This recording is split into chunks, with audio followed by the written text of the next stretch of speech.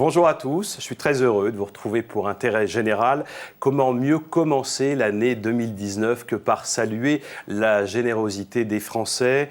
Faisons le vœu pour cette nouvelle année que les personnes les plus démunies d'entre nous soient encore mieux accompagnées. Bonjour Axel Davzac. Bonjour. Vous êtes directrice générale de la Fondation de France. C'est la fondation de toutes les causes pour une société plus humaniste, avec la philanthropie au cœur. Est-ce que cette définition vous convient ? Cette définition me convient, bien sûr. La Fondation de France, c'est une année particulière, 2019, puisque la Fondation de France fête ses 50 ans cette année.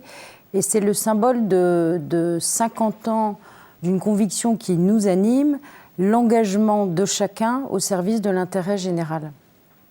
Alors la Fondation de France a 50 ans et un anniversaire, ça se fête. Est-ce que quand vous regardez le parcours, entre guillemets, de la Fondation de France, vous vous dites « waouh » ? Je ne sais pas, parce qu'il reste tellement à faire qu'on se dit que pour les 50 prochaines années, j'ai presque envie de dire, malheureusement, il y a encore beaucoup de travail, parce que c'est la réalité de notre société.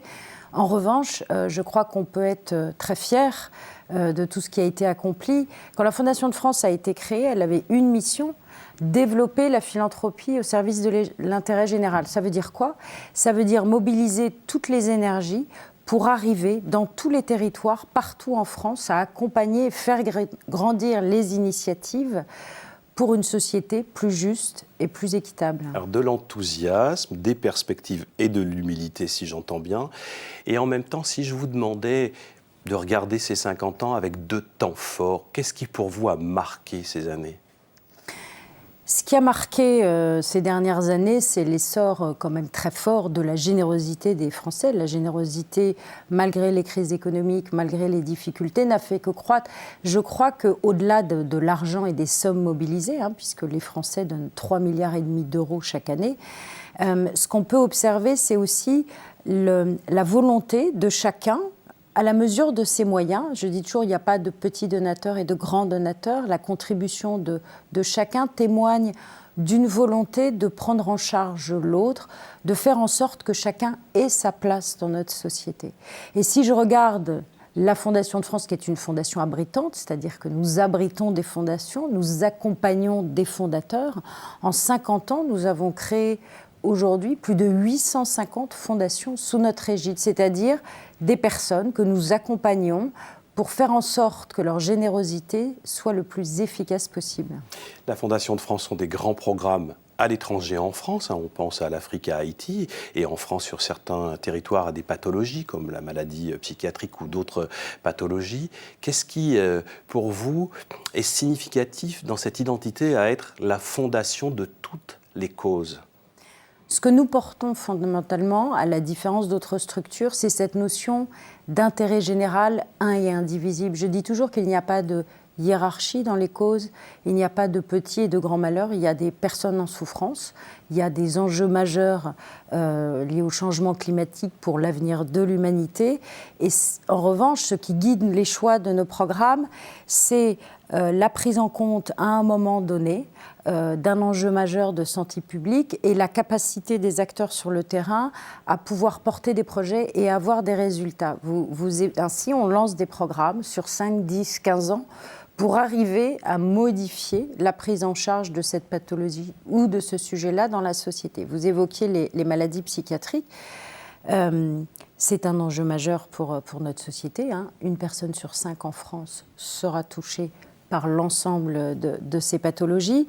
Et la Fondation de France avait lancé dès 2004 un programme d'accompagnement des personnes et de leur entourage.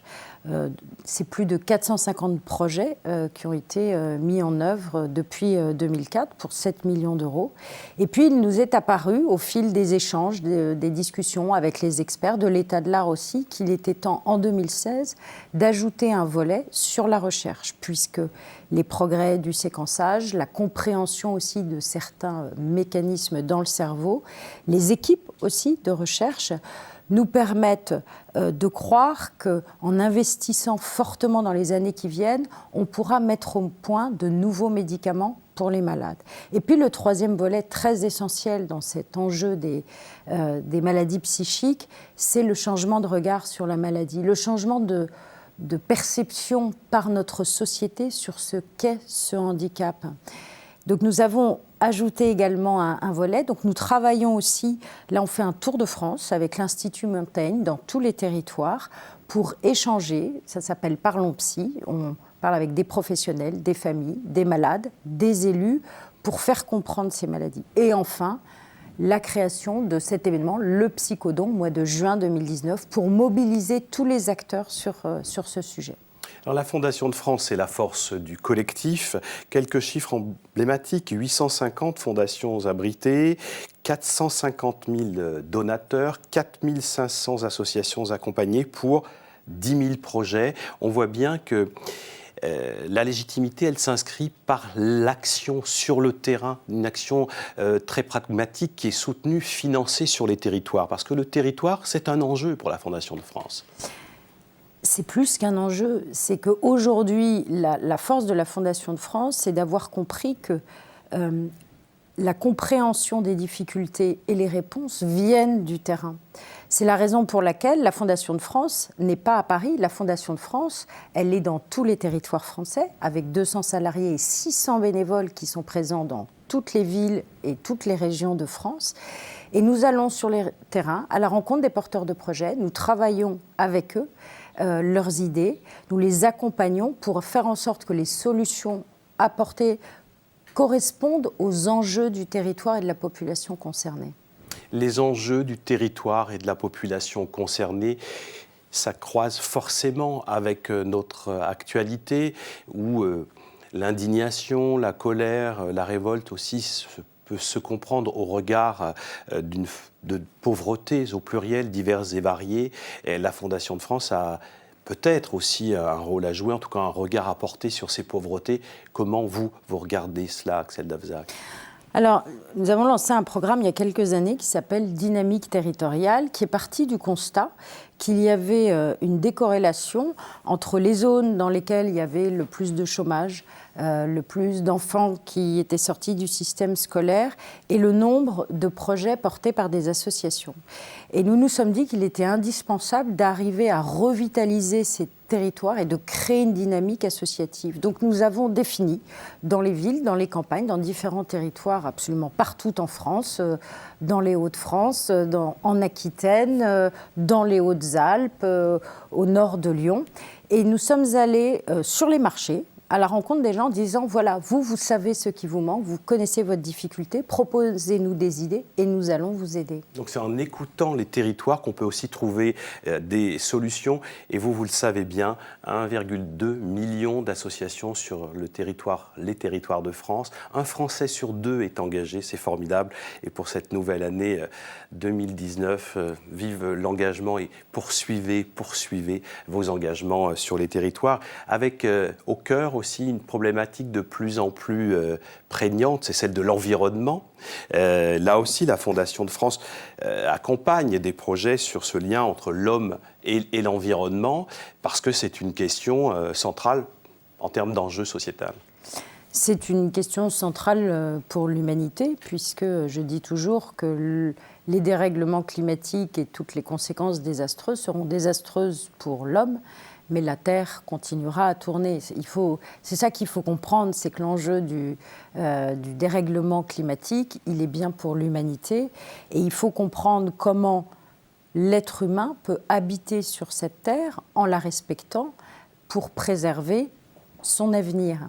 Et il nous est apparu qu'il y avait un enjeu majeur sur le littoral en France, puisque d'abord nous sommes quand même un pays qui a un nombre de kilomètres de littoral tout à fait unique. Et là, de la même manière, nous nous sommes dit il faut que les habitants des littoraux nous aident, nous accompagnent et nous fassent comprendre de quelle manière on peut vivre sur le littoral pour le préserver et pour imaginer la vie de demain dans ces régions. Alors la philanthropie, c'est pas seulement donner pour donner, c'est donner pour agir, donner pour réussir. La mesure de l'impact, Axel Dafzak, c'est quand même aussi très nécessaire. Est-ce que la Fondation de France, on peut l'espérer bien sûr, s'interpelle sur l'impact des actions soutenues? Alors vous dites c'est nécessaire, je dirais c'est essentiel. C'est-à-dire que, je dis chaque jour, à la Fondation de France, nous avons le devoir de rendre le don le plus efficace possible. C'est ça que nous devons à tous les donateurs et tous les mécènes. Alors pour faire ça, on travaille en 3 temps. Le premier, c'est qu'avant d'investir dans un projet, de choisir d'accompagner un projet, nous définissons un certain nombre de critères, bien sûr de qualité, mais aussi d'objectifs à atteindre. Alors on n'est pas, comme toujours, très fermé et limité. En revanche, c'est important de bien poser les questions en amont sur l'objectif recherché. Ensuite, pendant le projet, on échange avec les porteurs de projet, on demande un certain nombre de rapports sur l'avancement et les premiers résultats obtenus. Et à la fin, bien évidemment, on fait l'évaluation de ce projet. D'abord pour pouvoir rendre compte aux donateurs de ce qui a été réalisé, mais surtout tirer les leçons de ce qui pourrait être encore amélioré pour être plus efficace. Si je prends un exemple, on a un très joli programme qui me tient beaucoup à cœur à la Fondation de France, qui est lié au décrochage scolaire. Il est essentiel parce qu'on sait très bien que si les jeunes décrochent à l'école, c'est leur formation, c'est leur avenir professionnel et c'est donc toute leur vie qui est déjà semée d'embûches à l'origine. Donc on a accompagné depuis 2010, en partenariat avec l'Éducation nationale, plus de 20 000 jeunes dans les collèges et les lycées pour mesurer et nous assurer qu'ils ne vont pas sortir du système scolaire. Il n'y aura plus qu'à mesurer l'efficacité de cette belle ambition à long terme, parce que l'éducation, c'est là aussi que cela se joue, c'est où on sème peut-être que se cultivent, si vous me passez l'expression, les citoyens de demain. Absolument. Il nous reste à souhaiter à tous nos téléspectateurs une heureuse année. Peut-être avez-vous un vœu à nous partager ? Je formule le vœu que la vitalité associative de notre pays continue à se développer. Je pense que dans les territoires, seuls les acteurs de terrain peuvent être efficaces. Merci Axel Dafzak, directrice générale de la Fondation de France, de nous avoir accordé cet entretien. À bientôt. Merci à vous. Et vous qui souhaitez en savoir plus ou pour faire un don, www.fondationdefrance.org. Je vous retrouverai la semaine prochaine pour un autre intérêt général. Au revoir et merci.